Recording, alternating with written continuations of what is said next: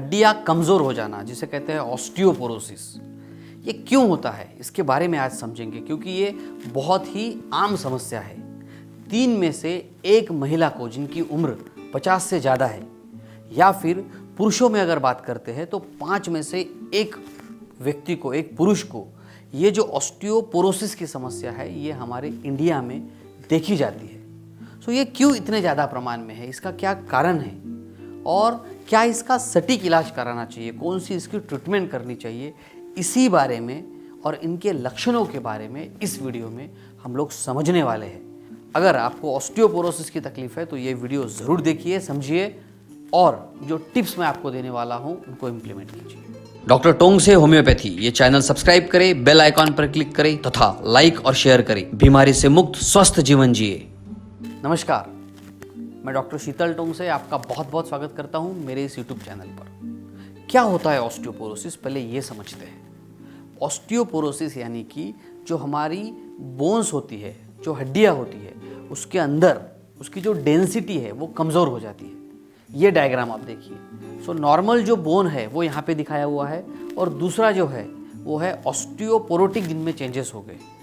हड्डियों के बीच में जो घनत्व होता है, जो जाड़ी होती है, जो इनका वजन होता है वो कम हो जाता है और इसी वजह से हड्डियां कमज़ोर होने लगती है। इसी प्रोसेस को कहते हैं ऑस्टियोपोरोसिस।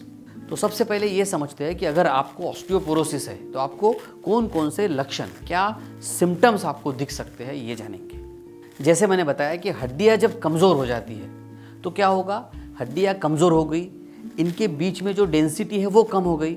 सो हड्डियां जल्दी फ्रैक्चर हो सकती है, आपके बोन में फ्रैक्चर बहुत जल्दी हो सकते हैं। थोड़ी सी भी अगर चोट लग गई, और यही कारण है बुढ़ापे में हम देखते हैं थोड़ा गिरने के बाद में भी तुरंत फ्रैक्चर हो जाता है, क्योंकि ऑस्टियोपोरोटिक चेंजेस हो जाते हैं शरीर में। सो ये एक लक्षण इसमें होता है। दूसरा लक्षण जो हम इसमें देखते हैं वो होता है कमर में दर्द रहना या बैकिक रहना। ये बहुत ही कॉमन समस्या ऑस्टियोपोरोसिस में देखी जाती है। कभी कभी गर्दन से लेके कमर तक के, लंबर रीजन तक के तकलीफ पेशेंट को होने लगती है और ये कॉमनली रहती है। थोड़ा वज़न उठाए तो भी तकलीफ बढ़ जाती है, झुकी हुई अवस्था में या झुक के कुछ उठाने की अगर कोशिश करते हैं इसमें भी ये तकलीफ बढ़ जाती है। तो ये ऑस्टियोपोरोसिस का लक्षण हो सकता है। तीसरा लक्षण जो इसमें दिखता है, अगर ये कमी ऐसे ही बनी रही तो जो रीढ़ की हड्डी है वो थोड़ी झुकी हुई सी बन जाती है। ये भी इसमें एक लक्षण कॉमनली देखने मिलता है। उसी के साथ साथ हाथों की पकड़ने की जो क्षमता है वो भी कम होने लगती है, ताकत हम जिसे कहते हैं वो भी कम होने लगती है। कुछ पेशेंट्स में पाया गया है कि उनकी रीढ़ की हड्डी जो है वो अकुंचन होने की वजह से, नज़दीक आने की वजह से उनकी हाइट में भी फ़र्क देखा जाता है। हड्डियों की डेंसिटी कम हो गई, इसका मतलब आपके दांतों की भी डेंसिटी कम हो जाती है और इसीलिए मसूड़े जो है, मसूड़ों में ढीलापन, ये भी एक लक्षण इसमें दिखता है। उसी के साथ साथ गतिविधियाँ जो है, स्पीड जो है वो स्पीड कम हो जाता है।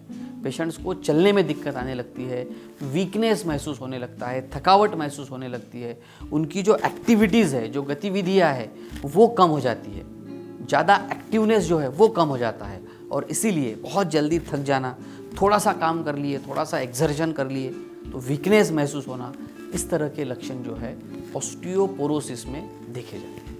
यहाँ तक के तो हमने लक्षणों के बारे में समझ लिया। अब जानते हैं क्या कारण है जिसकी वजह से ऑस्टियोपोरोसिस की समस्या आपको हो सकती है। तो इसका मुख्य कारण जो है वो होता है आपके शरीर में पर्याप्त मात्रा में कैल्शियम ना होना। कैल्शियम का सेवन जो आपने करना चाहिए वो ना करना, इसकी वजह से आपके बॉडी में जो कैल्शियम है वो कम हो जाता है, जिसकी वजह से आपके जो बोन्स है, जिसमें जो डेंसिटी है वो भी कम होने लगती है और ऑस्टियोपोरोसिस की समस्या शुरू हो जाती है। महिलाओं में ये प्रमाण जो है ज़्यादा देखने मिलता है। 3 में से 1 महिला को ऑस्टियोपोरोसिस की समस्या है, क्योंकि जनरली क्लाइमेट्रिक जो एज होता है, मेनोपॉज का जो एज होता है, जब उनके मेंसेस जाते रहते हैं उस वक्त शरीर में ईस्ट्रोजन नाम का जो हार्मोन होता है उसकी लेवल कम हो जाती है और ये लेवल कम होने की वजह से बॉडी में एब्जॉर्प्शन जो है वो कम हो जाता है और इसीलिए ऑस्टियोपोरोसिस की समस्या बहुत ही कॉमनली देखने मिलती है। कुछ किडनी की बीमारियां होती है जिसमें भी ऑस्टियोपोरोसिस की समस्या बढ़ जाती है। अगर आपको हाइपोथायराइडिज्म है तो भी ऑस्टियोपोरोसिस की समस्या बढ़ सकती है। कुछ पेशेंट्स में ये जेनेटिक भी होता है, अगर पेरेंट्स को है तो हो सकता है आपके शरीर में भी ये ऑस्टियोपोरोसिस की समस्या देखने मिल जाए। और इसीलिए अगर पेरेंट्स में ये तकलीफ है तो 40 के बाद तुरंत हमने जांच करा लेना चाहिए, बोन्स की डेंसिटी की जांच करा लेना चाहिए और उसके हिसाब से कैल्शियम और विटामिन डी अगर ज़रूरत है तो शुरू करना चाहिए, या फिर ऐसे खान पान की चीज़ों की तरफ ध्यान देना चाहिए जिससे हमारे शरीर में जो कैल्शियम की कमी है वो पूरी हो जाए। कुछ मेडिसिन्स भी होते हैं जिनके साइड इफ़ेक्ट के तौर पर ये जो ऑस्टियोपोरोसिस है वो शुरू होता है। अगर आप कॉर्टिकोस्टेरॉइड्स लेते हैं या फिर किसी जॉइंट पेन के लिए, दर्द के लिए आपने कोई दवाई या डॉक्टर ने आपको दी थी कुछ दिनों के लिए, लेकिन आप बिना डॉक्टर के परमिशन के, बिना डॉक्टर के सलाह के उसे कंटिन्यू करते हैं और वो अगर कॉर्टिकोस्टेरॉइड्स है तो ये भी आपके लिए डेंजरस हो सकता है। इससे दर्द तो कम हो जाएगा लेकिन ऑस्टियोपोरोसिस जो है वो बढ़ सकता है। महिलाओं में अगर बच्चादानी का ऑपरेशन किया है, हिस्टेक्टॉमी की है या फिर ओवरी का ऑपरेट किया है तो ऐसे इसमें भी ऑस्टियोपोरोसिस होने की संभावना बढ़ जाती है। उसी के साथ साथ बढ़ती हुई उम्र के साथ, अगर आपकी उम्र 50 से ज़्यादा है तो ऑस्टियोपोरोसिस हो सकता है। यह थे कुछ इंपॉर्टेंट कारण जिसकी वजह से होता है ऑस्टियोपोरोसिस, लेकिन कारणों के साथ साथ इसकी ट्रीटमेंट और बचाव बहुत ज़रूरी है। मैं आपको यहाँ पर सजेस्ट करूँगा कि आपको बोन्स से रिलेटेड, हड्डियों से रिलेटेड कोई भी समस्या है, आपको ऑस्टियोपोरोसिस है तो आप होम्योपैथी की ट्रीटमेंट लीजिए। होम्योपैथी में बहुत अच्छी मेडिसिन है। मेनोपॉजल सिंड्रोम जो रहता है, महिलाओं में मेंसेस जाने के वक्त जो तकलीफ़ें होती है उसके लिए बहुत ही अच्छी दवाइयाँ होम्योपैथी में है जिसकी वजह से आपका ऑपरेशन भी टल सकता है। उसी के साथ साथ पेन किलर से होने वाले नुकसान जो है वो भी टल सकते हैं। सो आप होम्योपैथी लीजिए, काफ़ी अच्छी मेडिसिन है। सिम्फाइटम है, कैल्किरिया कार्ब है, सिलिका है, सल्फर है, ऐसी काफ़ी अच्छी दवाइयाँ हैं। लेकिन याद रखिए कोई भी मेडिसिन खुद के मन से नहीं लेना है, एक्सपर्ट डॉक्टर को दिखाइए। आप मुझसे भी कंसल्टिंग कर सकते हैं। मेरा व्हाट्सएप नंबर मैंने नीचे दिया है, आप व्हाट्सएप कर सकते हैं। आप कमेंट में भी मुझे पूछ सकते हैं ताकि मैं आपके सवालों के जवाब दे सकूं और ये जो प्रॉब्लम है इसे आप जड़ से दूर कर सकें। लेकिन ज़रूरी है बचाव और ये होता है आपके हाथ में। सो आपको क्या करना है, पर्याप्त मात्रा में कैल्शियम का सेवन करना है। कैल्शियम के ऊपर, विटामिन डी के ऊपर मेरे सेपरेट वीडियो है, मैं आपको रिकमेंड करूँगा कि ये वीडियोज़ भी आप ज़रूर देखिए। और एक महत्वपूर्ण काम जो आपने करना है वो है सूरज की रोशनी में बैठना। रोज़ कम से कम 15 से 20 मिनट सूरज की रोशनी में बैठना आप शुरू करिए।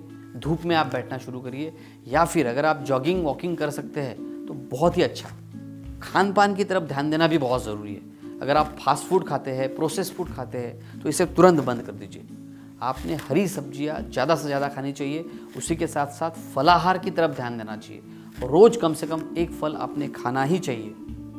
धूम्रपान और शराब, ये दोनों चीज़ें ऑस्टियोपोरोसिस को बढ़ाती है। अगर आप धूम्रपान करते हैं तो उसे बंद कर दीजिए, अल्कोहल ड्रिंक करते हैं तो उसे भी कम कर दीजिए। खान पान में आप संतरा अच्छे से खाइए, आप बादाम खा सकते हैं, आप तिल का सेवन ज़रूर कीजिए क्योंकि इसमें बहुत ज़्यादा मात्रा में कैल्शियम होता है। और कैल्शियम के बारे में डिटेल में कौन कौन से चीज़ों में कैल्शियम होता है इसके लिए और विटामिन डी के लिए मेरा वीडियो आप ज़रूर देखिए ताकि आपको खान पान की जो बातें हैं वो भी क्लियर हो जाए।